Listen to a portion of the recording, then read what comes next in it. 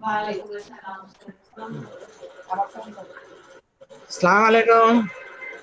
Wa alaikum salam, Brother Jamal. How are you? Alhamdulillah. How are you? Alhamdulillah, very well. Brothers and sisters, good to see you. I hope you're keeping yourself safe and you're not going out. Everything is all right? Wa alaikum salam, Brother Jamal. How are you? Excellency, Assalamu alaikum. Alhamdulillah, very well. Brothers and sisters, good to see you. Yes, sir. Thank you. Safe and you're not going out. Everything is all right? How are you? Excellency, Assalamu alaikum.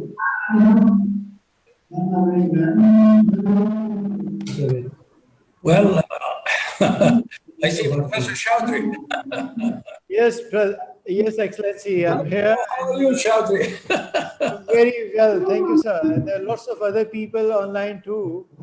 I can see something like over a dozen people from different places. So, and I'm expecting that another. Thank you, Howard. Thank you. And I hope this COVID-19 will disappear so we can see each other more often. Monday to Thursday, Inshallah, we're looking forward to see you and to welcome you in Pakistan, particularly in COMSTECH. Okay, thank you. Well, you know, I'm very happy to see you very active at COMSTECH. Thank you, Excellency. Thank you very much. There are a lot we need to do together, and I would need your help and advisement in many of these projects. I think we should cooperate. You see, I want to tell you that we have finished our construction and the building of IAS, the Islamic Academy of Sciences, the Islamic World Academy of Sciences, and we are going to inaugurate it.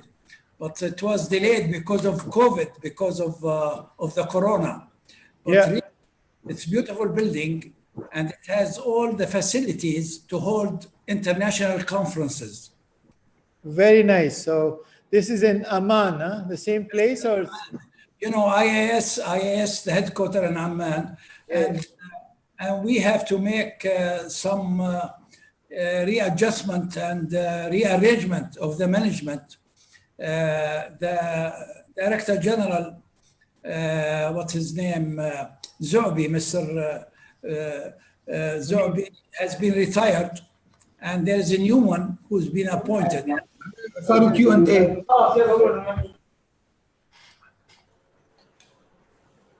Yes, Islamic Academy of Sciences is extremely important part of the whole institutional infrastructure for the Muslim world. And Assalamu alaikum, sir. Assalamu alaikum, Brother Adnan. How are you? Assalamu alaikum, sir. Thank you. Good to see you, my brothers. No, I think really we should, from now on, we have restructured the management of the IAS. Now we have a very good Director General. His name is Abdullah Musa, and he is really a very nice person, straightforward. And I think he's going to hold a conference very soon after this COVID-19.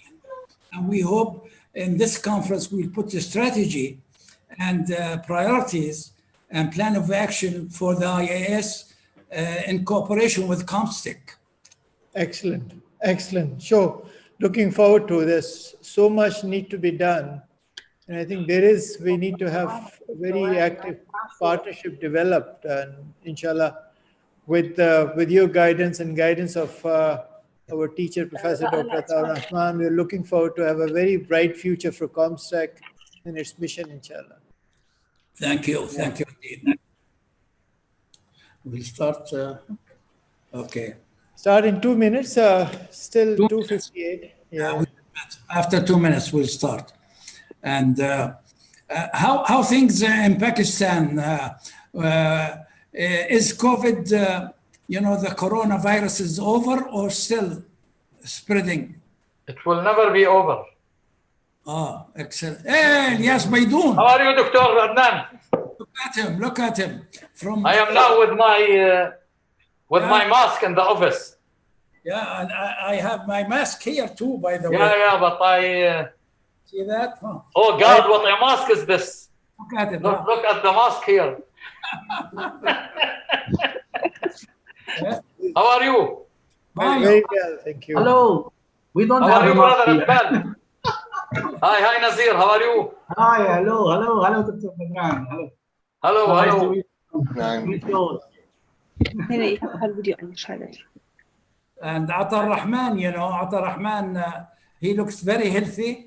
And like He is always healthy. Thank you very much. Alhamdulillah, everything is fine. How are you, brother? Alhamdulillah, very well, brother. How are you? Well, it's nice to see you. You look very well. younger and younger. We met you here. We hope you'll join us in our conference this year. Inshallah. Look forward to that. Inshallah. Brother Iqbal, how are you? Allah, very well, Brother Ilyas. Thank you very much. Good to see you. And Wallah, that's your new office. And nice to see you in this office. this is, I'm right now in ICCPS. Just traveled back from Islamabad and traveling again to Islamabad. So it's back and forth between two cities, 1600 kilometers. Sometimes From your office in Karachi. Yeah. He's in Karachi right now. Yeah. You are in Karachi now? Yeah. You are in Karachi. I think. Iqbal is also in Karachi. We are both in Karachi. Iqbal is in Karachi. I see. Yes. Shall we start? Yes, I'm ready. Okay. Bismillah ar-Rahman ar-Rahim. Assalamu alaikum. Excellency, dear colleagues, ladies and gentlemen. Let me welcome you on behalf of COMSTECH. This is now a very interesting series of webinars which we are organizing regularly on the platform of COMSTECH.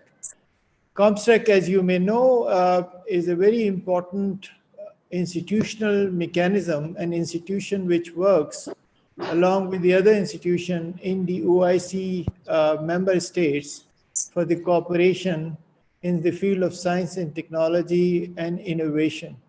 This was established in 1981 in third summit of Islamic conference in Mecca. And since then, this is headquartered in Islamabad, a very important institution with a big mandate. This organization, COMSTECH, works very closely with many other institutions in the OIC. And we have had the pleasure of having Professor Atar Rahman as our coordinator general between 1996 to 2012. So the whole institution has emerged under his dynamic leadership. Having said that, today, the mission of science and technology is equally important as always. In fact, the COVID-19 has actually shown us how vulnerable we are and how important it is for us to deploy science and technology when there is a situation like this. So, Excellencies, with your permission, without taking much of your time, I would actually... Can you kindly, other colleagues are...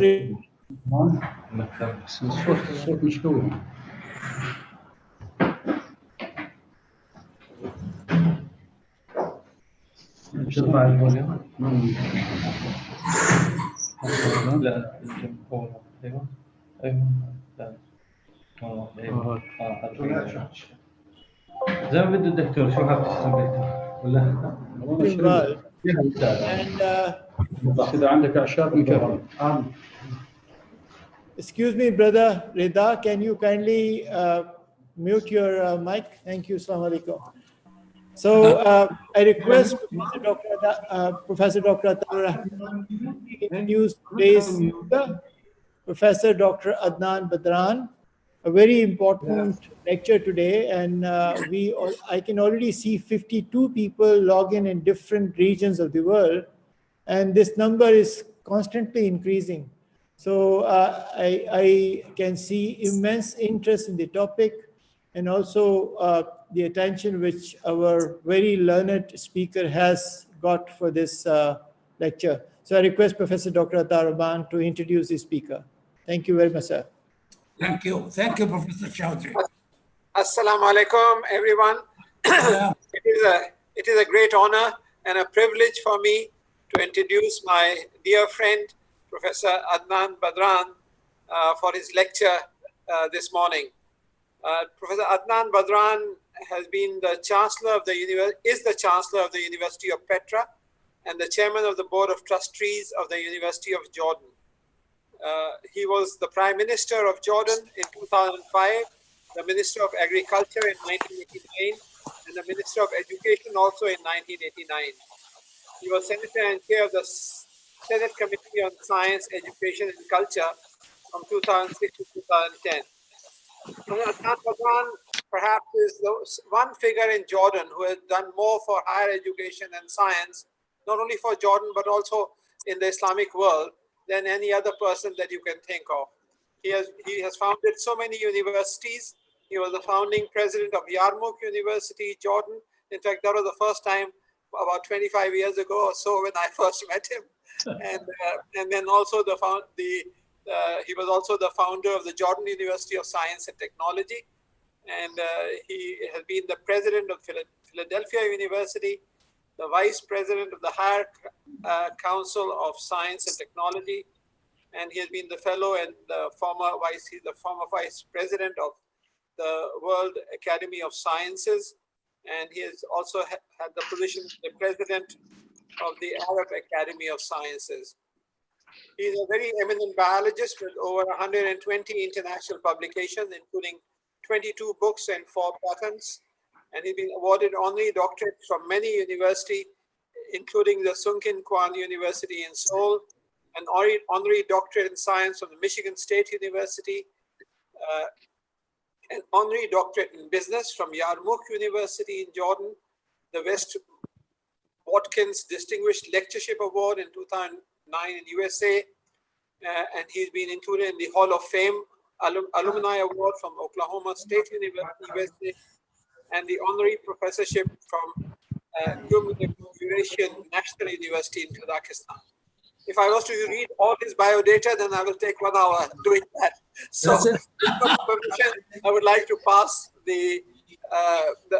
this on to Professor Badran. He'll be talking to us today on the status of STI in the Islamic world. Professor Badran. Thank you.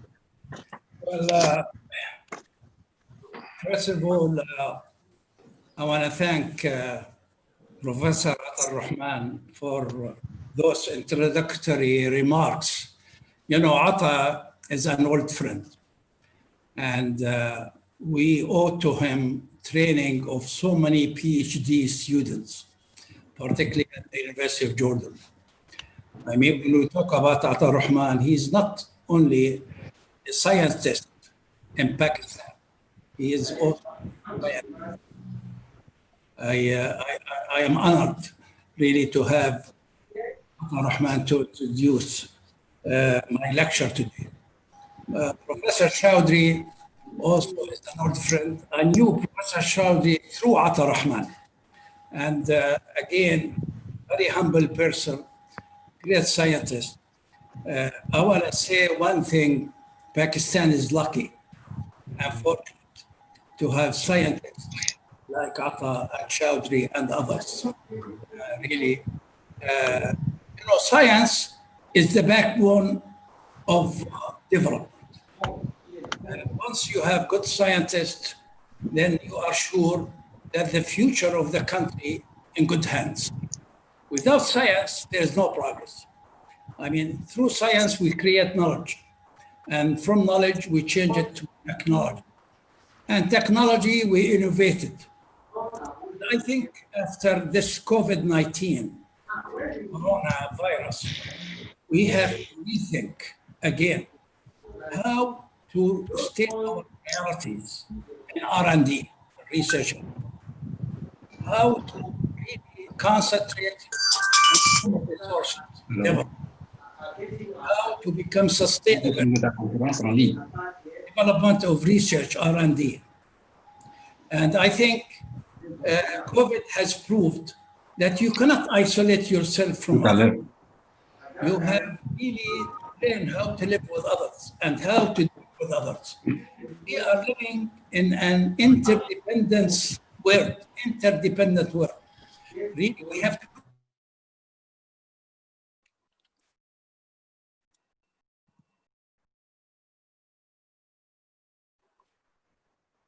Professor Badran, we have lost your voice. Can you make, yes, thank you. Now it's unmute. Okay, do you hear me now? Okay. Do you hear me now? Okay. So again, my lecture today really is about status of STI, science technology in the region, in the OIC region.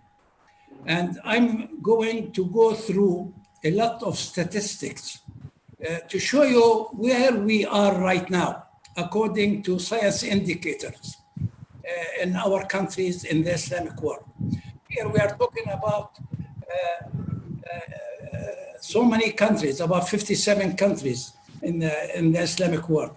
And this is why we have to see, are we advancing or are we getting behind others?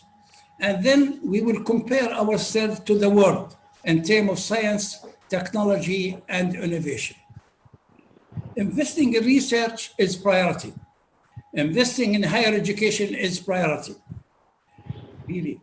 And we have to look into knowledge-based economy, which is the human capital is the basic for creating knowledge and stimulating innovation in new technologies, in industry, in agriculture, in health. I think we have to look right now after this coronavirus, how to really turn into basic needs of a human, basic needs in food, basic needs in health, and basic needs in education, and basic needs in environment. Those are becoming priorities after we've seen that a virus could hit anybody in the world and could really change our environment, healthy environment. The indicator I want to show here, the first slide, please.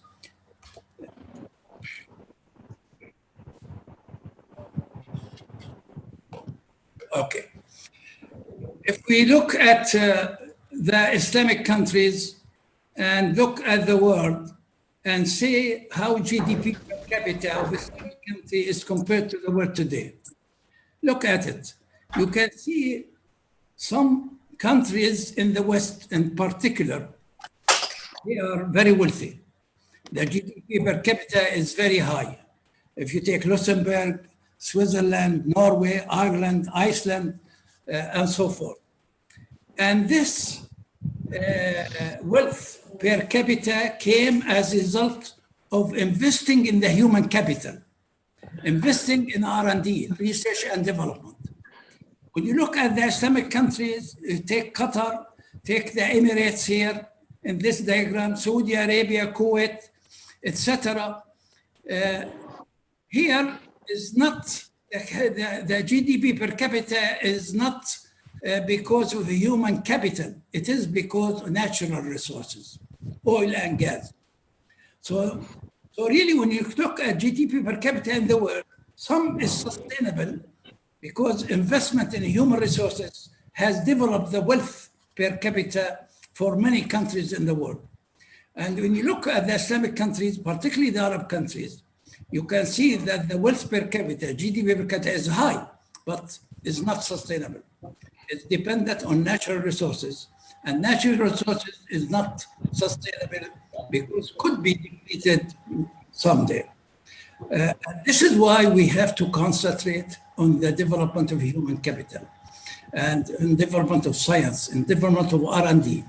I think the Arab country should convert the income coming from natural resources very quickly in quality of education, quality of human resources, and investment in research and development. Next one, please. Look at the competitiveness of Islamic country as compared to the world. You can see here again for example, the histogram in blue, Singapore is leading.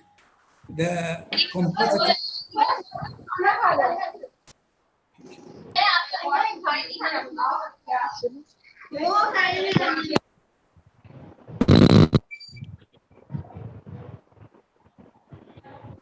Okay, do you hear me? Yes, sir. Clear?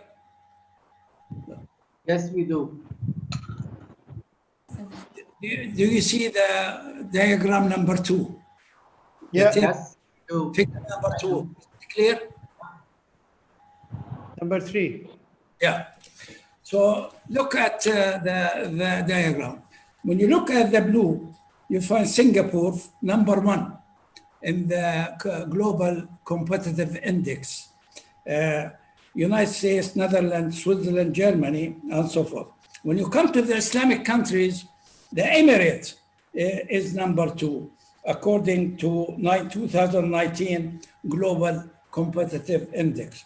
Emirates, second Malaysia, Qatar, Saudi Arabia, and you can see how the Islamic countries, they come in this index. Emirates, I think this is obviously due to their natural resources. Malaysia is due to human resources. Malaysia, they have really good research institution, good higher education, good education, and they are becoming more and more self-reliant. If you take Qatar, Saudi Arabia, Bahrain, Kuwait, it's really based on natural resources. Take Indonesia is based on human resources. Turkey is based on human resources. Jordan on human resources. Pakistan is based on human resources, and so forth. Then the next one will show who is who in conducting scientific research in the world. I mean, who does research? And where mostly is done. The academia, university, they do the biggest slice of research in the world. And basic research, 29%. I think 29. 29. 29. 29%, applied research 25%, but 56% of the R&D in the world is done by universities, by the academia. Next to that, research institute and research center. And many of these research institutes and research centers, they belong to the corporate. Is it okay? Do you hear me? Yes, sir. Is it okay? Yes, but then we lost the slide, sir.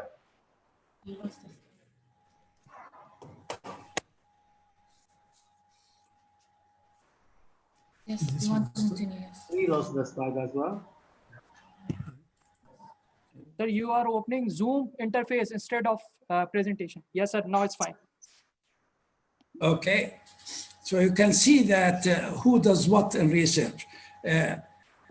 Next one, the next slide will show that if you take the OECD country, you find that research in the OECD country done by the corporate, done mostly by the private sector.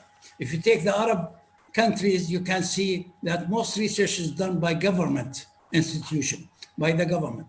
And this is what the difference, 70% of R&D in the Arab country done by government, while 70% of the research in the OECD done by the private sector. And this is what makes the difference here, because the private sector is very competitive. Government, they are not competitive. And this is why we lag behind, because government should be a regulator and let the private sector to take most part in the R&D. And this is lacking in most Islamic countries. Next one. Now the global, and this is the first indicator really, very important indicator. Who does research in the R&D, mostly global research in the world? United States, number one, about 25.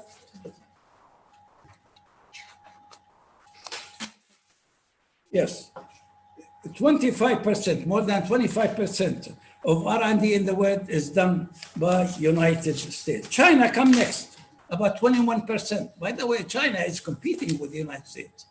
And really, probably we'll see in the near future, if China continues on the same path, concentrating on science, patents, and higher education, probably will compete with the US. But it's getting very close. When you see that 25% of the R&D in the world done by the US, China is 21%. Japan is 8%, a little bit more than 8%, 8.5%. South Korea is 4%. India, 3.8%. Russia, 2.8%. Middle East, 2.5%. Africa, 0.9%. Next one, please. Now, the expenditure on research in the Islamic country as compared to the world in 2016 and 2017. If we take the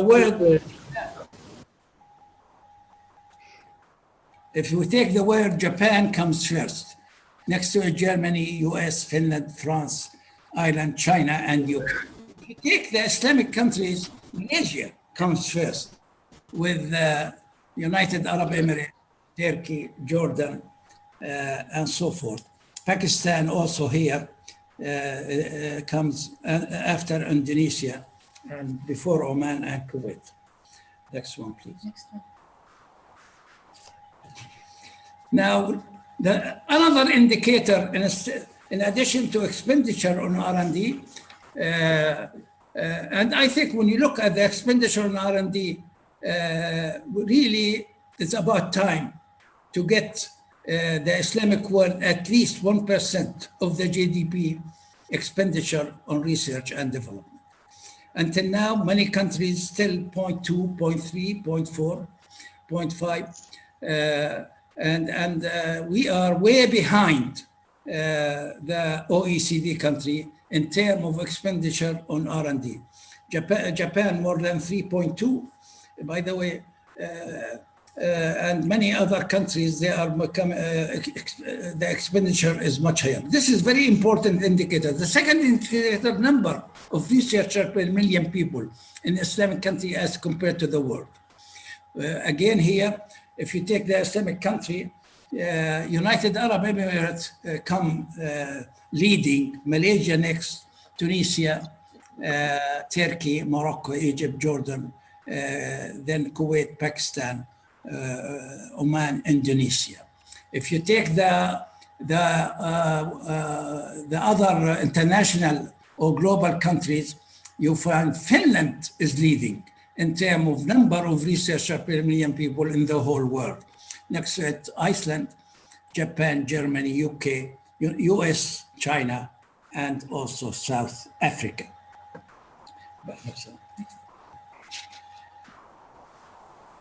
Another indicator, the third indicator, which is extremely important, the science publication and technical journals. I mean, here is really creation of new knowledge. Again, things, the map of the world is changing. They used to be leading in this, but right now, if you take absolute number, to the number of published research papers in the Islamic countries as compared to the world, from 2016 and 2017, you will find that China is leading the world right now. Next to it, US, India, Germany, UK, Japan, France, Australia. Then you have South Africa, Singapore, and Finland. When you take the Islamic countries, you find Iran is leading the Islamic country in terms of number of research papers, technical papers. Next to it, Turkey, Malaysia, Egypt. Then you see Pakistan, Saudi Arabia, Pakistan, Indonesia, Tunisia, Algeria, and so forth. Yemen is really at the lowest of the list. Next one, please. Density, another indicator of science STI in the OIC countries, is this density of index publication and quotation of the Islamic world. when you look at this figure really and see that Turkey is leading in terms of density, and then comes to after that Egypt, South Arabia, Tunisia, Algeria, Morocco, United Arab Emirates, and you can see the list here in terms of the quotations, citations, indexed publications. Again, this is another indicator of R&D, research and development, creation of knowledge and publication. Okay. Now, the H index, the impact factor of publication and quotation of the Islamic country 2019. If you take the whole world, you can see UK is leading. Next to it, France, Germany, Canada, Australia, Russia, China, India, Brazil, Mexico, South Africa. If you take the Islamic world, you will find Turkey is leading in terms of the H factor, the impact. Next to it, Pakistan here, then Malaysia, Indonesia, Tunisia, and Iran, Bangladesh, then the Arab Emirates, Egypt, Saudi Arabia, Morocco, etc. You can, and this is another indicator of the H factor. Next up. Who needs what in world productivity? Well, United States, there's no doubt that the US ranks first in agriculture and food production in the world. Commercial and military space, United States is #1. Nano advanced material, healthcare and life sciences, information and communications, tools and electronics. US also ranks second in energy technology, in environment, sustainability, and third in automobiles. Next. Germany ranks first in cars, in power generation and efficiency. Ranks also first in environmental sustainability. It ranks second in advanced nanomaterials and ranks third in airspace, healthcare, and life sciences, tools and electronics, and ranks fourth in information and communications in the world. Japan ranks second in automobiles, information and tools and electronics, while it ranks third in nano-structured material, environment and sustainability. It ranks fourth in healthcare, life sciences, technology, and ranks fifth in environmental space. China ranks second in agriculture and food production and third in military aviation, energy technology, information. Ranks fourth in commercial aviation, automobiles, nano advanced material, electronics, and ranks fifth in healthcare. UK ranks second in healthcare and science and life sciences, and ranks fifth in aviation, nano advanced material, environment, sustainability, tools. Now, another indicator is high-tech export. High-tech export, the percentage of high-tech exports of the total export of the Islamic countries. Again, this is an important indicator of science and technology and innovation. So if you look at the high-tech export in Islamic country as compared to other countries in the world, 2017, Singapore, by the way, is #1. Remember, Singapore, when you take TEMIS in math and science, they are leading in education. They are leading in emphasizing science and math from childhood throughout education. And this has led really to sustainability of their infrastructure and of the high-tech, really to become a high-tech industry. So Singapore is leading. Next to it, France, Iceland, United Kingdom, United States, Japan, Australia, Germany, Finland, South Africa. But if you take the Islamic country, Malaysia is leading in terms of high-tech export as compared to their other export.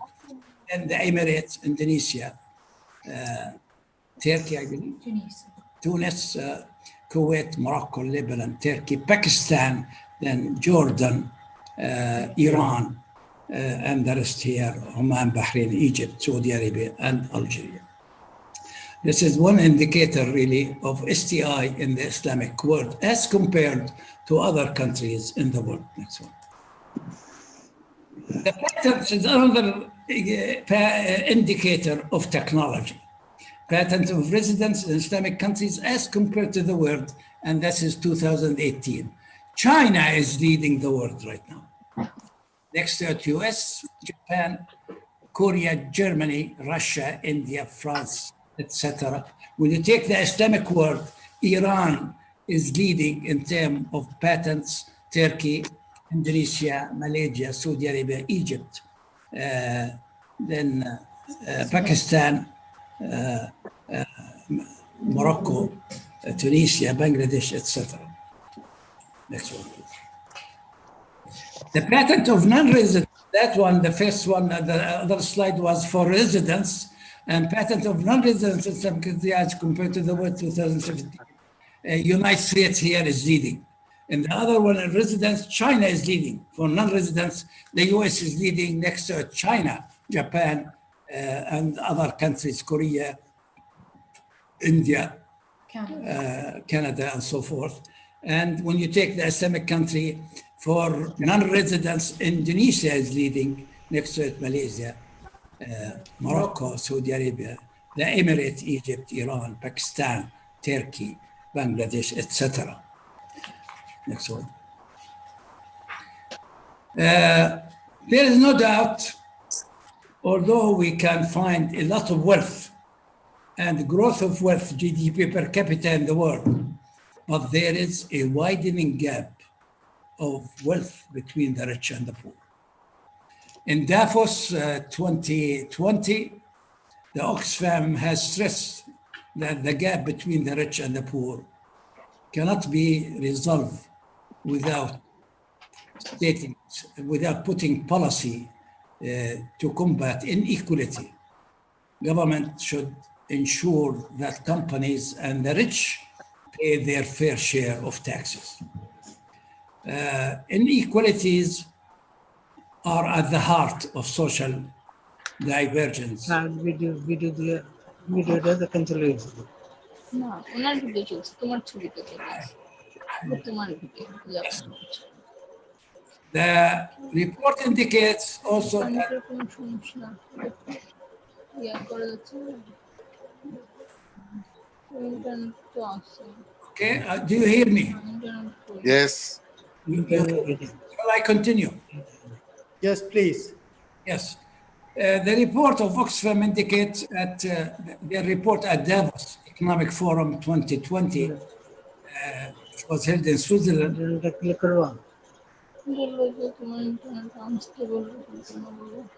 Brother Jamal, Professor Jamal, can you kindly mute your, yeah, this is okay now. Okay. 2,153 people own wealth more than 4.6 billion people.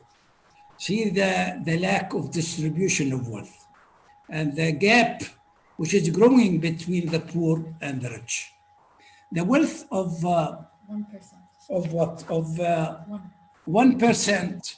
The richest people in the world, 1%, represent their wealth more than twice the total wealth owned by 6.9 billion people, least wealthy, or 92% of the world population. 1% owns wealth more than 96% of the whole world population. 42% of women in the world cannot get paid for work compared with 6% of men only. So the widening gap of wealth between rich and poor, you can see in France, 7 of the billionaires in France have more money than the poorest, who make up 30% of the population. 7 people own wealth more than 30% of the population in France. Next one. So the conclusion, there is a growing gap in R&D, inventions, and innovations between the Islamic world and the developed world. And there is a growing gap between rich and poor in most countries of the world. Islamic countries need to increase investment in R&D in the field of science to reach a goal of 1% of their GDP by 2023.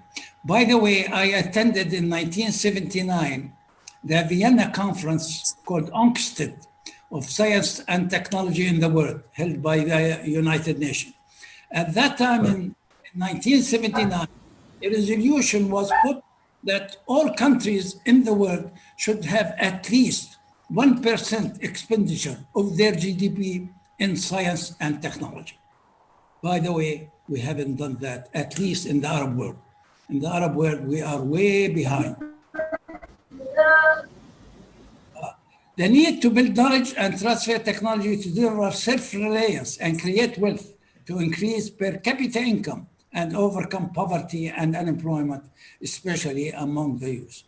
And to unleash the minds, we must provide creative environment of democracy, freedom of expression, and thought to maximize the potential of everyone. Government cannot do everything, by the way. The government cannot do everything. The government should be regulators, and the private sector should take its share of the initiative in carrying out this task.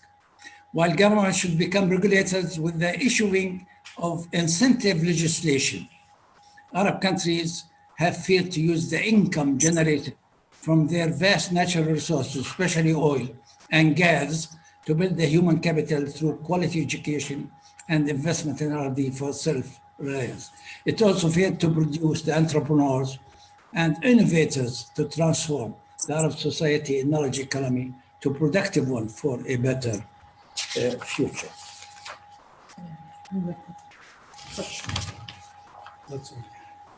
Thank you. You know, this is the first time I give a lecture and I do not utilize the time allowed for me. So really, I am improving in watching the time. Okay. Thank you. Professor Dr. Rahman, sir. Well, thank you very much for a very enlightening talk as usual. And it's full of such rich information that I'm sure that everybody would have learned a lot from your presentation, sir. I think three things come out especially. One is, how is it that a tiny country like Singapore, with almost no natural resources and with a population of only 5.5 million, can have a GDP per capita of $64,581 US and can have a much higher standard of living than many countries in the West because of the knowledge economy. As you said, the realization by Lee Kuan Yew that the way forward was one and one alone, that is education, science, technology, innovation, and entrepreneurship and commercialization. And that is why you see what you do. The second thing is China. It's quite amazing that the global R&D expenditure of China is, well, in 2018, you're right, it was slightly less than USA. But I know that 2019, it has overtaken the USA and in dollar terms. But in real terms, because the cost of living in China is much lower than in USA, in real terms, the global R&D expenditure of China, in my estimate, is much higher than that of USA today. So this is China, and this is borne out by one amazing figure which you gave, sir, which is patents. China, 1.3 million patents a year. USA, 285,000 patents. So China has more than four times the number of patents than USA has today. And we can see that within 10 or 15 years, China is going to overtake the USA. So the key for the future for Islamic countries and for the other developing countries is their ability to manufacture and export high technology goods. Singapore is ranked #1 in the manufacture, #1 in the world in the manufacture of high technology goods. And that is a real reason why its GDP per capita is so high. To be able to manufacture and export high technology goods, you have to have the universities, the research centers, the entire ecosystem of innovation so that the ideas can be translated into products and processes. And so these are the lessons that we can learn from the excellent lecture that Professor Badran just gave. Thank you very much, sir, for enlightening us with your ideas. Thank you. So can we have some questions from the audience? It's immensely popular lecture. I could see 73 people directly log in, and there were 16 chat groups. So I assume there over 100 people were online. And for online lecture, this is certainly one of the most popular lectures we had so far. So I would request Professor Atta to kindly allow us to have some questions from the audience, please. Yes, please, Iqbal, please do carry on with questions. I just wanted to know, because it was very clear from Professor Badran lecture that even in the Muslim countries, there is disparity. There are countries with absolutely nothing to mention in his charts. And based on his understanding of MENA region, Middle East, North Africa region, and also in his capacity as the Deputy Director General of UNESCO, understanding of Africa, because more than 40% countries of the OIC member states are from Africa. And literally over there, the status of science and technology is extremely low. So I would like to hear from Professor Badran, what are the specific problems in African region, apart from generic issues of less investment and others, which you would like to point out, this would help COMSTECH to have a strategic planning for the future. Yes, Professor Chaudhry. My comment, you know, I was, when I was at UNESCO, Deputy Director General of UNESCO in Paris, Minister of Education from Singapore came to see me during his visit to Paris. And I remember I asked him this question: why Singapore is leading now in education and science and math? And really, Singapore does not have except this rock. And even 1/3 of Singapore, every year they take it from the sea. They expand by really expanding the land from the sea. Even the water is exported from Malaysia. They have no natural resources. You know, he told me at that time, and that was in the 90s, he said, human resources, the human capital, the brain, education is our arm, is our tool, education. To develop education and concentrate on science and math from childhood. We concentrate on languages, we concentrate on science and math from childhood, and we bring scientists from early childhood to become science-oriented people. So this is why I think when we look at the Islamic country, we have to concentrate on human resources. It's about time that really, when Professor Atta Rahman mentioned China, I remember we used to go to China and they were lacking everything, 50 years ago.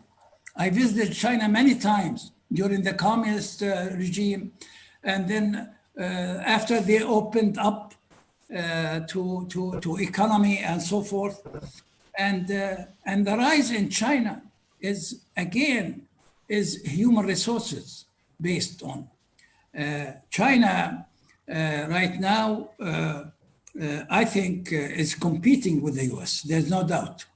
And many people expect even probably they will become #1 in the world if they continue this drive. When you look at the science articles and patents and export of high tech, I mean, China is really moving up, and this is a good indicator that they are utilizing their human resources. Africa, I think in Africa right now, there are bright spots in Africa. You see, the most important thing in Africa, it was governance. Governance was the factor to develop the African states, the African countries. There is no doubt that military rule in Africa has really intervened in their progress. The turn into democratic rule, which is expanding right now in Africa, by the way, I think this is, Africa is going to become a great nation in the future because of their vast natural resources, vast water resources, their vast human resources. It's a problem of governance only right now. And I think they are moving on. Some countries right now, they are developing very quickly. Yes. Hello, am I audible? Yes, you are. Please go ahead. Yes, I'm Faryal Ashraf from ICCBS. Thank you so much, Dr. Professor Adnan Badran, for your wonderful lecture. Basically, I have one question from slide number 10, where you have mentioned as one of the indicator of R&D section. So I did not find Pakistan there in slide number 10, where so many Muslim countries are there, but Pakistan is not there. So could you kindly explain this slide a little bit and why Pakistan is not there? You mean Pakistan is not found where? It's found. Yeah, and in slide number 10. Yeah, density of index publication, you mean, huh? Yeah.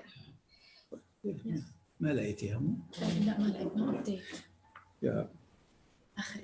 You see, the resource we went to, I mean, there was no Pakistan in the resource we went to in that resource. You're talking about density, right? Of index. Yeah. Yes. Yeah, I agree with you. Myself, I was surprised not to see Pakistan in the source we went to, in the reference we went to. But you find it in others. We found it in others. So, for example, the H impact, the impact factor, Hirsch impact factor, 2019. Pakistan in the Islamic world came second after Turkey, was leading. So, but I agree with you. In figure, this is figure 8 you are talking about. Figure 8, we didn't find Pakistan. But in the H factor, Pakistan came, let's see, 390. I think 390. 309, yes. Yes. Pakistan came before Malaysia, before Indonesia, before Tunisia, before the rest of the Islamic country, but second to Turkey came in the H factor. Yeah. Yes. Just, apparently the future science would be driven by the need of having a global health security, because literally this COVID-19 pandemic has exposed the vulnerabilities throughout the world, the lack of coherent response from the Muslim countries, and globally all over has actually reflected the fact that the health, which is supposed to be a global issue now, has to be handled differently, which primarily means that future science and technology development would be driven by the need of a healthcare system which can provide security to the people. Dr. Adnan Badran, I would like to have your comment on it, that health, where you would place health in the future science and technology. Well, I missed the last part, Professor Shawji. I just wanted to know, science and technology now with the changing priorities, the COVID-19 has shown us that we would have to redefine where we have to invest. And apparently health will become even more important than anything else. So I just want to know how you see health is driving science and technology development in future. The health developing in the upcoming future. Health? Yes. You mean in the health science, right? Yes. Well, I think Professor Shawdi, after Corona incidents, and we think that we are going to see more in the future of viruses crossing borders. I think the emphasis in the Islamic world should be more on basic needs, on food, drugs, health, and really sanitation and so forth. Because countries who are not ready in health care, they are lacking the health care, and they are lacking the security of food security. They suffered most during the Corona crisis because transport and distribution, stopped for almost 2 to 3 months. 3 months. I mean, so interdependence between countries is extremely important, particularly to combat a virus which is global. But when you stop transportation and when you stop transfer between countries in the world for 3, 4, 5, 6 months, it means that you have really to look back and go back to secure your basic needs. Your basic needs is a priority, particularly food security and healthcare. Thank you very much, sir. Thank you. Here is Adnan Badran. May I have a question, please? Professor Adnan Badran, yes, please go ahead, Professor Badran. You can ask. My question is a very interesting lecture from Professor Badran, but I like to have some comments on the industry and academic relationship, which is, I think, very important if the situation has to be improved in the countries of OIC. Can you please comment on this, and what is the situation where we can do it? Thank you. Thank you. Thank you.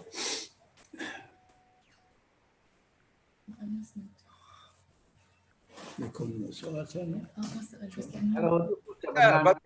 the question was, the question there? The question was from Dr. Bhatt, how do you strengthen the university-industry interactions?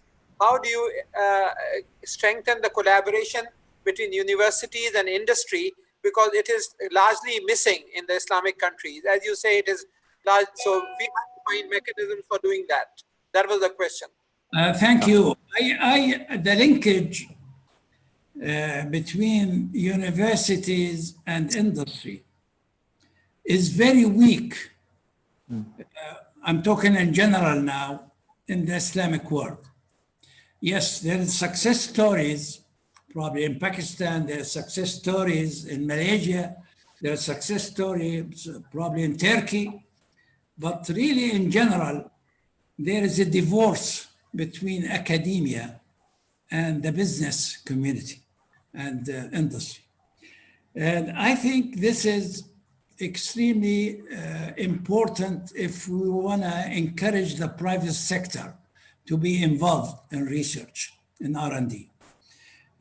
Universities should get out of their ivory towers and go to the industry, engage with the industry, and see what problems they face, and then try to solve their problem. To do research, problem-oriented research, to really, and quality control, in diversification of the industry, and economy, the economic scale of the industry, on the feasibility, and so forth, and management, better management, and better using better resources. This trust could be built between academia and the industry. And the industry themselves should move also to have contractual research with the university, how to improve their products. Because right now, there is a competition, global competition, really in terms of materials, new materials, in terms of everything. And if we don't use scientific research, contractual research between industry and the academia, the researchers in the university, the future is not promising. I think to create knowledge, to convert knowledge into technology and innovations, you need a link, a bridge between academia and between the industrial people. It should benefit. The industry should benefit from academia, and also academia should benefit from the industry because they get contractual research to really fund their research. And this is what made America to become #1 greatest in the industry and the OECD countries. Because they link with the research, and the research is done mostly in university through contractual research. This is Can I make a little addition to it, please? Please. Yeah, Professor Badran, may I suggest one thing in the structural aspect of the universities? If we can have in the structure and the regulations of the university that there should be one representative from the industry on the syndicate of the university, and also one representative from the industry in the board of studies or board of research at the level of the deans of faculties. In that way, in the structural formation, there would be inherent compulsion of interaction of the industry and the academia. What do you think about that? Yes, you see, we've tried this in Jordan. We put doctor, we call it doctor in a factory, almost one doctor in factory from the university. And also faculty of engineering, for example, we have representation from the industry in the council. And also in the board of trustees. I chair the board of trustees of the University of Jordan. About 1/4 or 1/3 of our members on the board, they are business people, bankers and industrial. I agree with you on this, but to tell you the truth, we have to go to the base. If professors, the people who do the research, you cannot do it from the top. It has to go from bottom-up approach. If our professors, our researchers do not have a joint research with the industry, and the industry will see the benefit. Because sometimes you write agreement, but the agreement become a paper in a file. It's not translated into deeds. It becomes just theory. And I think really industry should see benefit from the academia, and the academia should see benefit from the industry.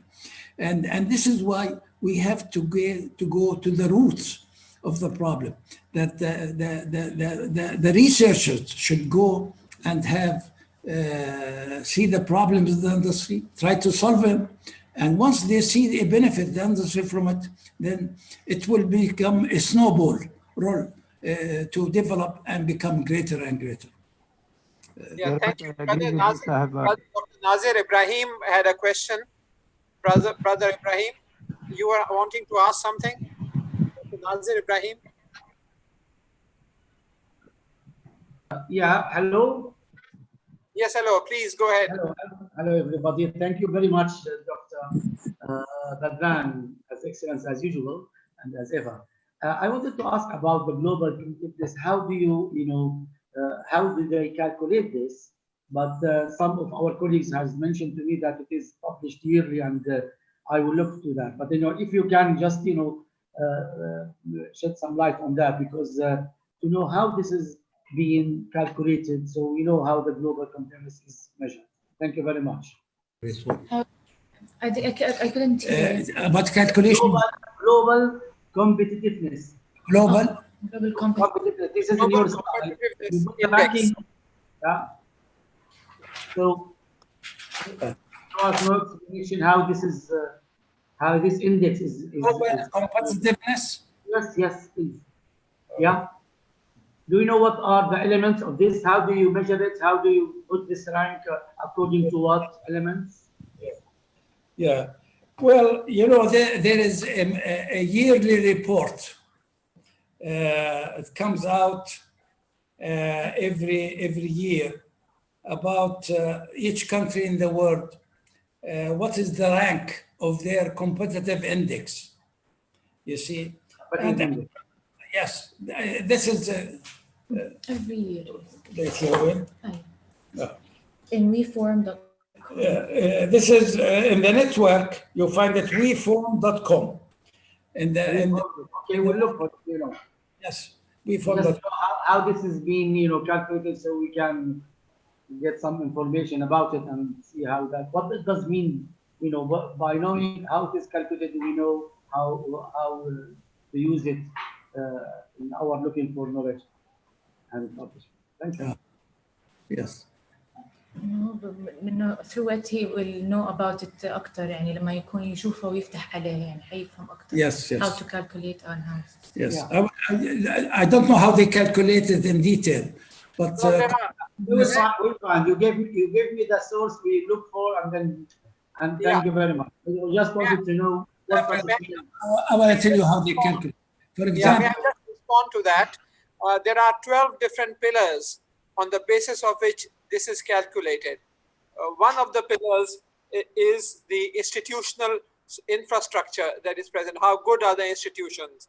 A second is the macroeconomic environment. Another is health and primary education. Another is higher education and training. Another is the labor market efficiency. Then the market size. So there are 12 different pillars with different percentages of weightages. And it is a combination of all those 12 pillars that results in the global competitiveness index. If you go to the internet, you'll find this information. I think they put also the environment, the environmental of creating business, the legislation of the country. Is it inducing to business or not? The infrastructure also. The regulations, they put the regulations, whether the regulations are flexible for development of industry and business in the country or not, and customs and taxes and all this. The ease of doing business. Yes. Okay. Thank you very much. Thank you. But really, the most important competitiveness is education, science, technology, and what you call it, the infrastructure of institutional infrastructure. Yes. Okay. Well, Iqbal, please guide us. Do we continue, or what do you suggest, Professor Iqbal? There are many people who have written their questions for Excellency, and Excellency may like to respond to those questions directly through email, and rest is that I would request you to kindly close the session, if you may, please. Okay, well, it falls upon me again to thank my dear friend, Professor Adnan Badran, for a very illuminating talk. I'm sure it has been extremely useful to everybody. as Professor Iqbal just mentioned, there are a few other questions which will be sent to you by email, and we'll be grateful if you can kindly respond to them. So now with Professor Iqbal Chaudhry as the Coordinator General of COMSTECH, we are now looking forward to a very active collaboration between the Islamic countries in various fields of science and technology. And I hope that we will have the benefit of your advice and your guidance and that of your colleagues, Professor Adnan Badran, in making the tenure of Professor Iqbal Chaudhry as Coordinator General COMSTECH a very successful one. So thank you very much again for your talk. Thank you very much indeed, and I'm looking forward really in cooperation with COMSTECH, cooperation with scientists in Pakistan, and really I think we in the world of Islamic countries should bridge. I think we lack bridges between us. You know, I remember at UNESCO and with the Professor Abdus Salam in Trieste, we always talked about South-South cooperation. And we lack South-South cooperation. Always we look to the North. It's okay to look to the North, because I think most of us get educated in the North. I am one of them. But I think in South-South cooperation, there is a lot to be done. There is a lot to be done to learn from each other and to cooperate with each other. I am very proud, really, of this gathering with you online. And you see, Ata, you can do a lot online nowadays. Everything you can do it online. It's amazing, fantastic. I mean, this internet, which was developed by a physicist in, you remember, in this center in Switzerland. I think he's done wonderful. He's done wonderful. He want to talk to another physicist, and now all the people they get on. Even they get married online nowadays. Thank you very much, sir. Thank you very much. Thank you. Thank you very much. Thank you, sir. Thank you. Thank you. Thank you. Assalamu alaikum. Thank you very much. Thank you indeed. Allah Hafiz. Assalamu alaikum. Thank you. Thank you very much. اهلا انت عم تشوف رضا كيفك؟ How are you? سيدي اهلا بيك الله يبارك فيك. Yeah. It's good to see you, my dear. Thank you so much. شكرا على المحاضرة. Thank you very much indeed. Thank you. الله يبارك فيكم. تسلم دودك. الله يرضى عليك. يا مرحبا. رضا الخوالي, former Minister of Agriculture and professor at the university. He's a very good friend of mine. I didn't know that he was watching, you know, our discussion. Thank you. Adnan, do you hear us? We are from Germany. Oh, yes. Yes. Thank you for the fantastic numbers for Germany. Thank you very much.